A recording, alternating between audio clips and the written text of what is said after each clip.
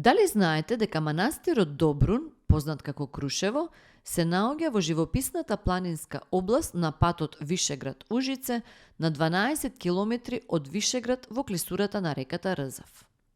Во 1393 година, кога турците ја нападнале Босна, манастирот бил уништен. Тој е уништен и реконструиран многу пати во својата историја. Манастирот најмногу страдал за време на Втората светска војна, кога германците го користеле како складиште за оружје, а кога се повлекле во 1945 година, тој бил разнесен. Во карпите над манастирот има пештера. Монасите живееле таму, слегувајќи во манастирот само за време на големите празници.